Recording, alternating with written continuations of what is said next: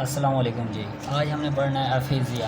अफेज़िया क्या होता है जी? अफेज़िया होता है लैंग्वेज डिसऑर्डर। जब कोई बंदा बोलना बंद कर दे या बोले तो अल्फाज सही ना बोले तो वो अफेज़िया होता है। अब यहाँ पर इसकी तारीफ़ देखते हैं। Aphasia is a language disorder caused by damage in a specific area of a brain.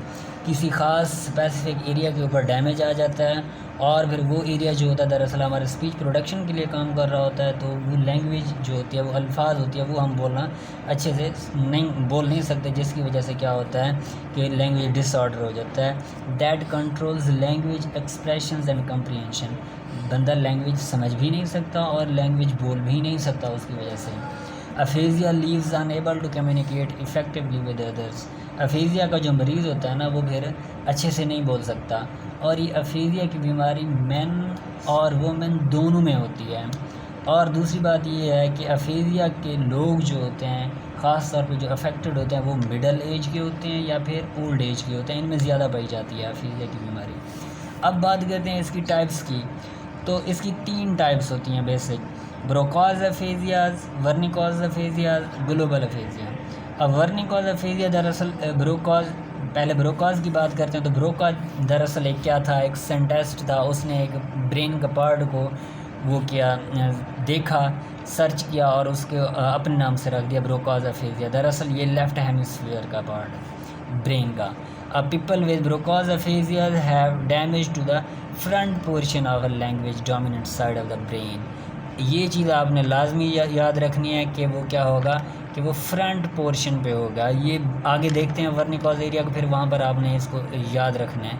ये फ्रंट एरिया पे जब डैमेज हो गए, और ये डैमेज कहाँ होगा? ब्रोकाज एरिया के अंदर, यानी स्ट्रोक आपको होगा, इंजरी होगी front region of the left hemisphere. ये आपने लाजमी याद रखना है, front region of left hemisphere. Left hemisphere के ऊपर जब डैमेज होगी, कोई इंजरी होगी, तब आप क्या करेंगे? आप सेंटेंस नहीं बना सकेंगे, सेंटेंस मेकिंग में आपको दुश्वारी होगी या फिर अल्फाज गलत बोलेंगे। तो ये जो आपका डिसऑर्डर होगा लैंग्वेज का, वो ब्रोकाज अफेज़िया में आएगा। अब आगे वर्निकोज अफेज़िया की। तो वर्निकोज अफेज़िया मैंने अभी आपको बताया, इसको लाजमी आपने याद रखना है। यहाँ पर क्या होगा? Have damage to the side portion of a language. वो फ्रंट था, यहाँ पर साइड पोर्शन होगा। और उसके बाद क्या होगा? ये राइट हेमिस्फीयर में होगा, क्योंकि ये भी एक सेंटेंस था वर्निको, जिसने इस पोर्शन को सर्च किया, देखा और उसके बाद उसने अपने नाम से रख दिया।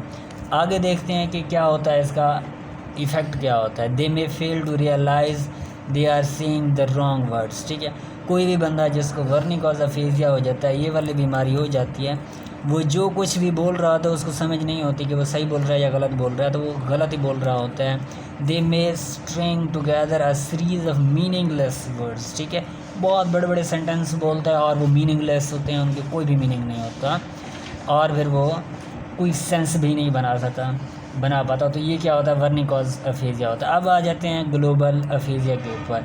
ये जो होता है, ये क्या होता है? Is the result of damage to a large portion of language dominant side of the brain.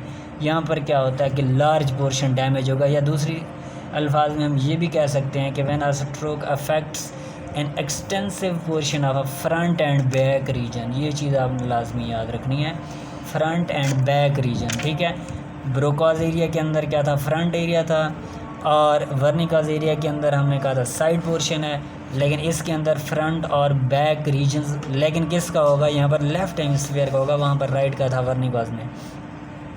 Left hemisphere का फ्रंट और बैक दोनों जब रीजन इफ़ेक्ट होंगे, तब हमारे पास जो डिसऑर्डर आएगा वो ग्लोबल अफेज़िया होगा। अब बात आ जाती है कि इफ़ेक्ट क्या होता है इसका। They have greater difficulty in forming words and sentences. उनको सेंटेंस बनाने में और वर्ड्स प्रोनाउंस करने में काफ़ी डिफ़िकल्टीज़ होती हैं। अब आ जाते हैं कॉजेज़ ऑफ अफेज़िया। कॉजेज़ ऑफ अफेज़िया की जब हम बात करते हैं तो मुख्तलिफ़ कॉजेज़ होते हैं इसके।